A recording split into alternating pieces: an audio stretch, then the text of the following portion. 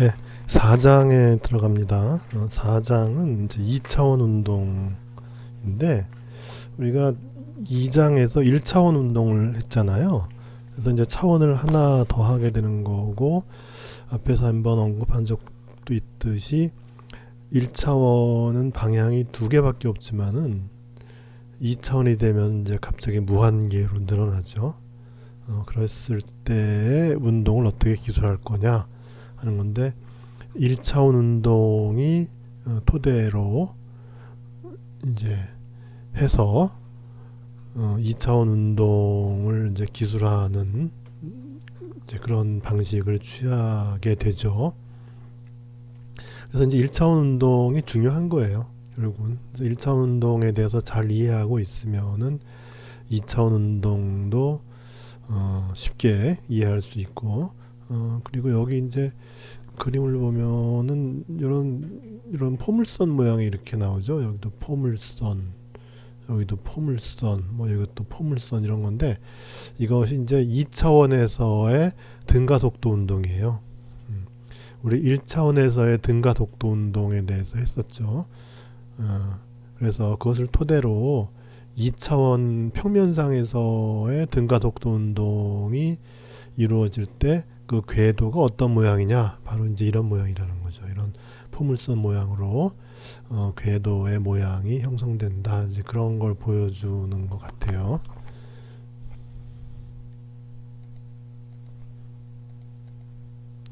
그래서 우리가 그 1차원에서 하던 그 방법으로 2차원도 생각하면 돼요. 그래서 중요한 게 이제 변이 벡터죠. 변이 벡터. 그러니까 위치 변화가 있었어요. 그럼 변이라고 하는 거는 처음 위치에 대한 나중 위치죠. 그렇게 해서 여기 보면 이제 2차원이니까 평면상에 이제 어느 한 점이 있어요. 그러면 이 점을 나타내기 위해서 어떤 방법을 취하냐 하면은, 그리고 물론 이 점이라고 하는 건 뭐냐 하면은 어떤 입자가 이렇게 운동하는 경로가 있겠죠. 그 경로상의 한 점이에요. 그리고 요 점에 존재할 시각이 이제 ti인 거죠. ti란 시각에 요 지점에 있는데, 요 지점을 기술하기 좋은 방법은 벡터를 이용해서 이제, 그리고 우리가 좌표축을 하나 잡아서 직교 좌표축의 원점에서 요 점까지 이르는 벡터를 하나 만들어요. 그래서 그 벡터가 요 이제 파티클의 위치를 기술하게 되죠. 그죠? 그러니까 요 벡터를 가지면은 요 시간에 파티클의 위치가 여기구나, 이렇게 알 수 있는 거죠. 그래서 시간이 좀 경과했어요. 경과했더니 이제 이 파티클이 뭐 이런 경로를 따라서 여기에 도달했어요. 그러면 이제 시간이 좀 이제 경과했으니까 이게 이제 TF가 될 것이고, 그리고 요 점에 간 거죠. 그러면 이것도 마찬가지로 원점으로부터 요 점까지 향하는 위치 벡터를 잡아요. 그래서 이제 RF 이렇게 쓰는 거죠. 그러면은 이제 TI와 TF 사이에 요 점이 A에서 B로 이동했다 하는 것을 어떻게 나타내냐 하면 바로 변이 벡터로 나타내요. 그 변이 벡터라고 하는 거는 RF-RI로 한다 이거죠. 그래서 요 벡터에서 요 벡터를 빼주면 그러면 요게 생기죠. 그죠? 그래서 그 사이에 시간 TI와 TF 사이에 이 물체는 변위 델타 R만큼이 있었는데, 그건 이제 당연히 나중에 위치에서 처음에 위치를 빼주는 거고, 이걸 벡터로 표현했기 때문에 나중에 벡터 위치에서 처음에 벡터 위치를 빼주면 되죠. 이렇게 이제 기술해주면 된다는 거죠. 그래서 차원을 하나 더 한다는 것이 특별히 뭐 표현이 바뀌고 그런 건 아니죠. 우리가 1차원에서는 물론 벡터 표시를 안 했지만은 이제 2차원부터는 표시를 해줘야 되죠. 왜냐하면 1차원은 방향이 단 두 개밖에 없기 때문에 그 방향을 플러스 마이너스 이렇게 두 기호를 써서 해주면 됐지만은 2차원부터는 방향이 무한계이기 때문에 이제 그렇게 하면 안 되고 그냥 벡터라는 의미에서 이렇게 화살표를 문자 위에다 이렇게 써주게 되죠.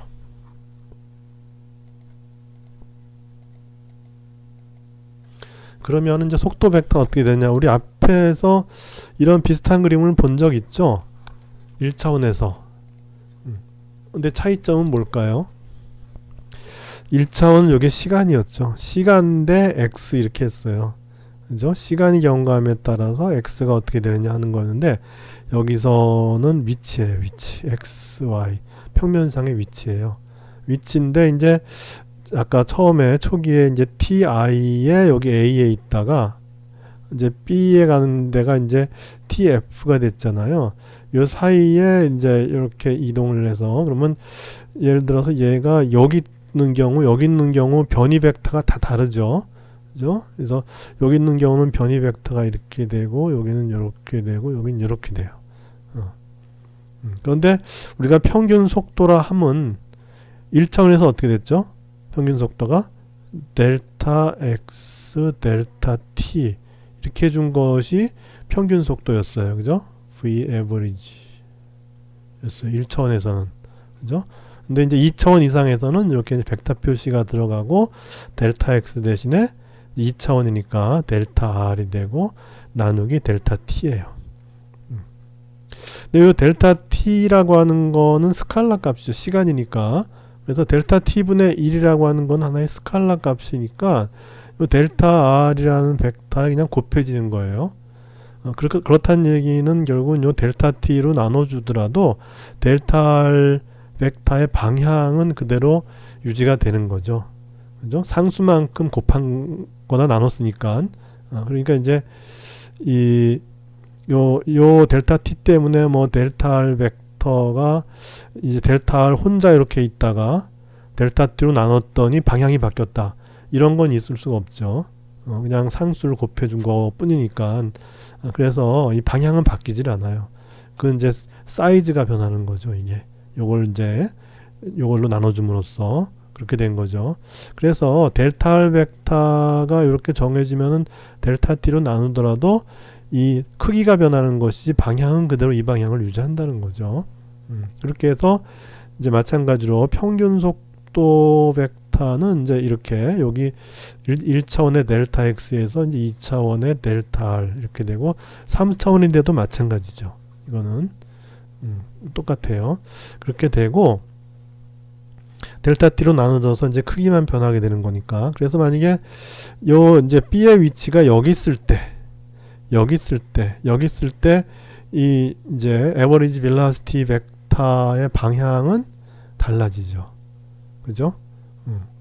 이제 요 b 더블 프라임에 있을 때는 에버리지 벨로시티 벡터의 방향은 이렇게 되는 것이고 b 프라임에 있을 때는 이거 b에 있을 때는 여기 이게 방향이 달라져요. 이렇게.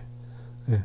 그래서 평균 속도 벡터를 구할 때 결국은 이제 요 델타 r이 어디에 있느냐 이제 예를 들어 여기 있는 경우 여기 있는 경우 여기 있는 경우 그러니까 시간을 변화시키면 얘가 경로에 따라 이렇게 이동을 할 거 아니에요. 그래서 시간이 길면은 여기까지 갔을 것이고 시간이 짧으면 여기까지 갔을 거예요.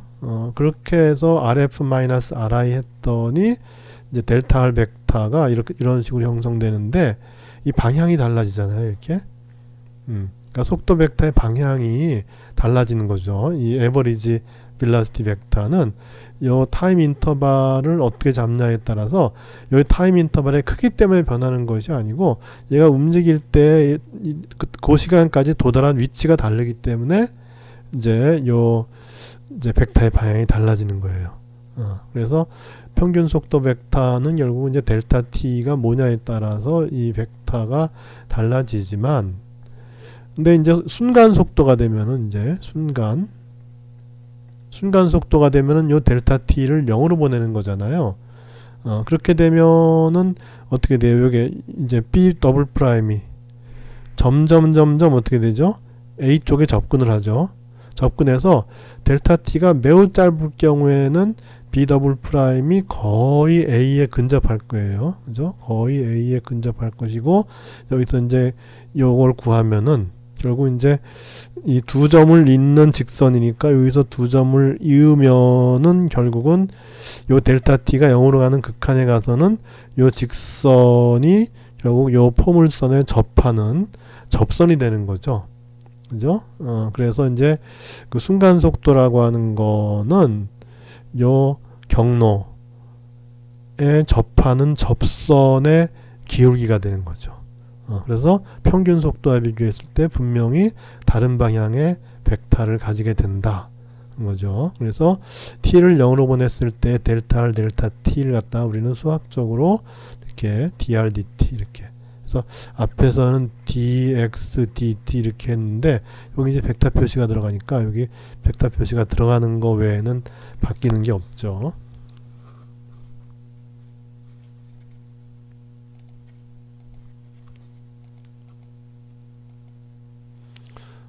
그리고 이제 가속도가 되면 어떻게 될까요? 가속도가 되면 가속도는 속도의 변화량이니까 그래서 이제 그 가속도를 기술할 때는 마찬가지로 평면상에서 이렇게 경로를 따라 진행하는데 아까 좀 전에 속도 벡터 어떻게 됐죠? 속도 벡터는 경로에 접하는 방향으로 그 방향을 가졌죠. 바로 직전에. 그래서 요 A점에서의 속도 벡터 순간 속도죠, 물론. 그죠? 순간 속도 벡터의 방향은 바로 요 경로에 접하는 방향이 될 거라는 거죠. 그죠? 그다음에 요점에서의 속도 벡터의 방향은 요 경로에 접하는 접선 방향일 거예요. 그렇게 해서 이제 여기도 마찬가지로 평균 가속도라 하면 속도 벡터의 변화량이죠. 그러면 여기서 속도 벡터의 변화량은 어떻게 구할 수 있을까요? A에서 B로 갔을 때 속도 벡터의 변화량. 이거는 이제 요 VI 벡터 갖다가 여기다 갖다 붙이는 거예요. 이렇게 그대로 평행으로 해서 여기다 갖다 붙이면은 이제 VI가 이렇게 되고 VF는 이렇게 되죠. 그렇게 되면 델타 V 벡터는 바로 이제 이렇게 되죠. 그죠? 델타 V 벡터가 이 방향이 된다 이렇게 되는 거죠. 그렇게 해서 이 델타 V 벡터를 이제 델타 t로 나눠주면 그럼 평균 가속도 벡터가 되는데 이것도 마찬가지죠.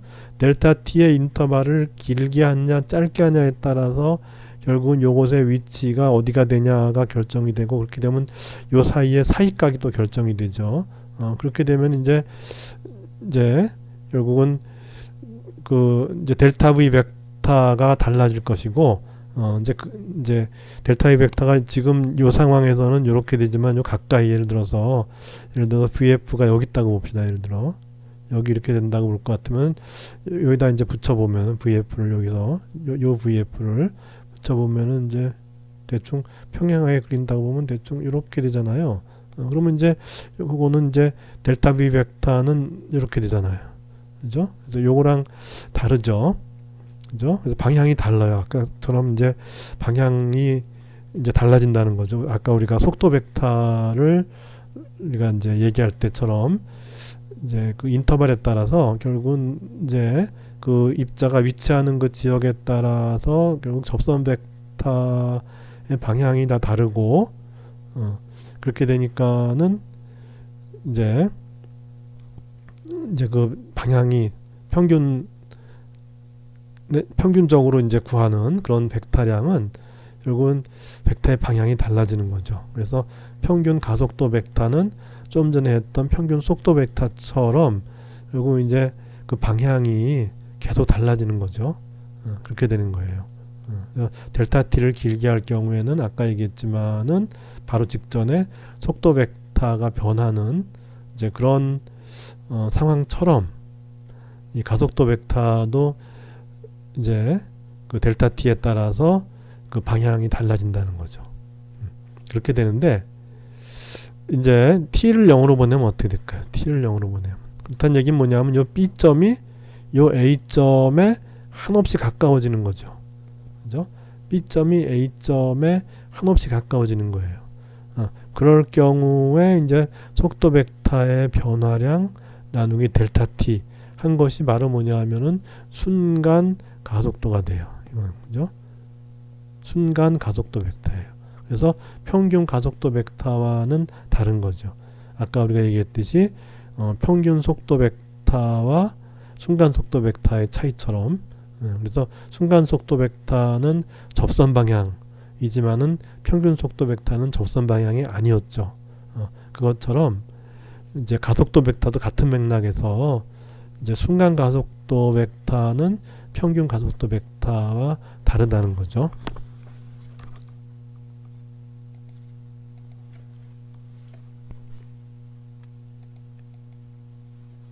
그래서 이제 그 아까 앞에서 포물선 얘기하면서 이제 그 2차원 등가속도 운동의 결과 그런 포물선 궤도가 나온다 그렇게 얘기를 했었죠. 그래서 이제 그 등가속 운동을 시작할 텐데 그래서 그러면 어떤 운동을 할 때 어떻게 분석하면 되느냐? 아까 우리가 벡터가 있을 때 그 x 성분과 y 성분을 합쳐서 벡터를 기술했죠.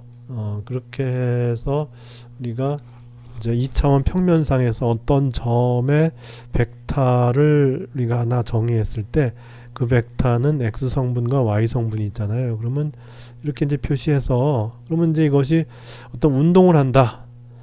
운동을 해서 뭐 어떤 속도를 구한다. 그러면 속도의 x 성분과 y 성분을 따로 생각해 주면 돼요. 그러니까 예를 들어서 우리가 이제 요 r 벡터를 갖다가 시간에 대해서 미분하는 거예요. 이렇게 좀 전에 했듯이 그렇게 하면은 이거는 d dt의 x i 더하기 y j 이렇게 되죠. 그렇게 되면 이건 각자 미분하면 돼요. d dt의 x i 더하기 d dt의 y j 이렇게 되죠. 그렇게 됐는데 그렇게 되면 이제 이거는 요것만 해보면은 요것만 해보면은 이제 두 개의 곱이니까 하나씩 해주면 되죠. 그래서 dx dt의 i 더하기 x 곱하기 di dt 이렇게 해주면 되죠. 그런데 요 i라고 하는 단위 벡터는 x방향의 단위 벡터로서 고정된 거죠. 변하지 않는 거예요. 그러니까 변하지 않는 건데 시간에 대해서 미분했으니까 이게 0이 돼 버리니까 따라서 요것만 남죠. 그죠? 그래서 dx dt의 i가 되고 이것도 마찬가지죠. 그죠? dy dt의 j 이렇게 되는 거죠. 그렇게 해서 결국은 이 운동은 x방향의 이제 속도 요것이 바로 뭐냐면 속도의 x 성분이 되는 것이고 요거는 이제 속도의 y 성분이 이렇게 되는 거죠. 그렇게 해서 속도의 x 성분은 이제 x 방향으로만 존재하고 y 성분은 y 방향으로만 존재하니까 각각을 구해서 더해주면은 바로 이제 속도 벡터가 기술이 된다. 가속도 벡터도 마찬가지로 이제 또 해주면 되는 것이죠.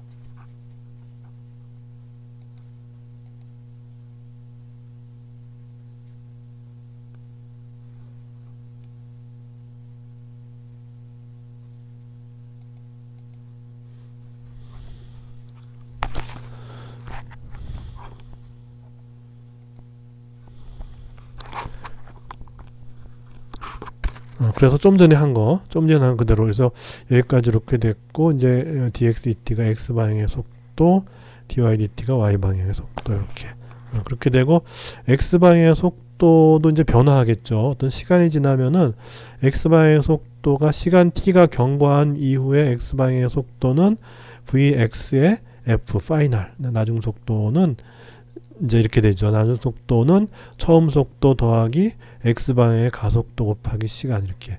그러니까 이거는 우리가 1차원에서 본 거잖아요. 근데 2차원이 되면은 방향이 하나 더 늘어났을 뿐이에요. 그래서 요 이미 했던 요 x방향의 속도 벡터의 변화량 더하기 y방향의 속도 벡터의 변화량을 구해서 그 둘을 더해주면 돼요. 그러면 하나는 x방향의 단위 벡터가 붙고 다른 하나는 y방향의 단위 벡터가 붙으니까 그렇게 해서 이제 두 벡터 방향이 서로 수직한 두 벡터를 더해주는 이제 그게 되는 거죠. 그죠? 그래서 x의 경우는 bxi 더하기 axt의 i고 y는 byi 더하기 y방의 가속도 곱하기 시간의 j 이렇게 되니까 그렇게 되면 이제 우리가 여기서 이제 이렇게 한 다음에 어떻게 모으냐면 t가 있는 것끼리 이렇게 모아요.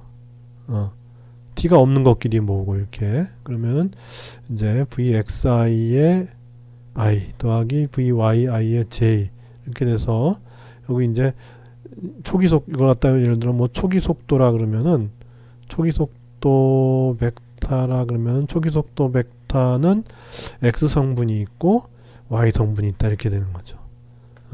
더하기 이제 여기 x 방향의 가속도 더하기 y 방향의 가속도 곱하기 시간 이렇게 된 거죠. 그렇게 해서 그것이 바로 이제 나중 속도 벡터가 된다는 거예요. 그래서 요 가속도도 마찬가지로 x방향의 가속도 더하기 y방향의 가속도 합치면은 전체 가속도 벡터 이렇게 되죠. 이렇게 되면 이제 vf 벡터는 초기 속도 벡터 vi 더하기 요 at 이렇게 되는데 우리가 이렇게 쓸 수 있는 거는 전부 다 등가속도일 때 쓰는 거라 그랬죠. 가속도가 변하면 안 되고 등가속도 그러니까 가속도 벡터가 일정할 때만 쓸 수 있는 공식인 거죠.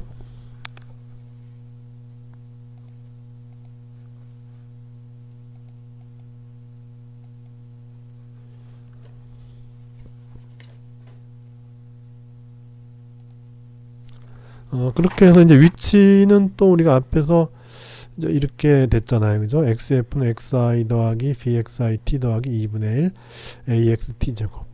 그 다음에 y는 또 이제 x를 y로만 바꿔주면 되죠. y는 그냥 달라질 게 없죠. 이제 x 대신에 y만 집어넣어주면 돼요. 이렇게 해서 이제 y 방향이 되면은 전체 이제 나중에 그 벡터는 어떻게 되냐 하면은 요 x 방향 이렇게 그죠? xi 더하기 vxit 2분의 at 제곱 요것이 이제 x 성분이니까 i가 되고 그 다음에 yi vyit 플러스 2분의 1 ayt 제곱 그래서 요거는 이제 y축 성분이니까 j의 단위 벡터가 붙죠. 이렇게 한 다음에 그 다음에 이제 시간의 항으로 이제 정렬을 하면은 요 xi yi가 이제 다 초기의 위치죠. 그래서 xi의 i 더하기 yi의 j 하면 이게 초기 위치예요. 그래서 여기 이제 ri 벡터 이렇게 되고 요거는 좀 전에 vi 벡터였어요. 그죠? 그다음에 요거는 가속도 벡터 a였어요. 이렇게. 그러니까 이제 나중에 위치 벡터는 처음에 위치 벡터 더하기 vi의 t 더하기 2분의 1 at 제곱 그래서 등가속도 운동을 이제 1차원이 아닌 2차원, 3차원 다 똑같죠. 똑같이 이렇게 표현하면 돼요. 지금 2차원에서 얘기를 했는데 3차원이 가도 마찬가지예요. 3차원은 이제 z까지 포함하면 되죠. x, y 했으니까 이제 z 방향까지 포함해서 똑같이 해서 이제 더해주면 돼요. 그래서 여기다가 이제 여기 yi가 있고 이제 zi가 있으면 zi 해서 이제 k 이렇게 해주면 3차원이 되죠. 그러면 이제 ri가 되는 거예요. 그게 그죠? 그렇게 해서 3차원을 표현하면 돼요. 그러니까 1차원이 이제 이렇게 표현이 됐다면은 이제 2차원은 요런 1차원이 두 개가 있는데 문자만 바꾼 거고 3차원은 1차원이 3개가 있는데 3개를 다 문자로 달리하니까 xf, yf, zf 이렇게 해서 이제 3차원을 표현해 주면 되는 것이죠.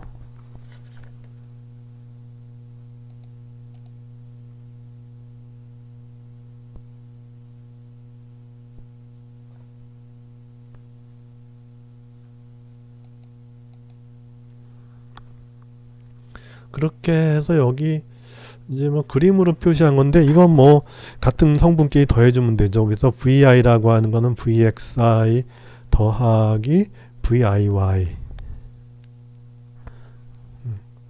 이렇게 된 거고 그 다음에 여기서 이제 그 a라고 하는 건 뭐냐면 axt 요거 더하기 ayt 하면 이제 at 이렇게 된 거고, R의 경우는 이제 RI가 있고, 그 다음에 VI는 VXI, VYI, 그 다음에 가속도 AX 쪽, AY 쪽, 이렇게 해갖고 이제 세 개의 벡터를 더하죠. 이렇게 세 개의 벡터를 더해주면은 이제 위치 벡터가 되는 거고, 그 다음에 이제 이렇게 초기 속도하고 가속도 관련되는 항을 더하면은 이제 나중 속도가 되는 거고, 이렇게 이제 우리가 이렇게 도식적으로도 이해할 수 있다는 거죠.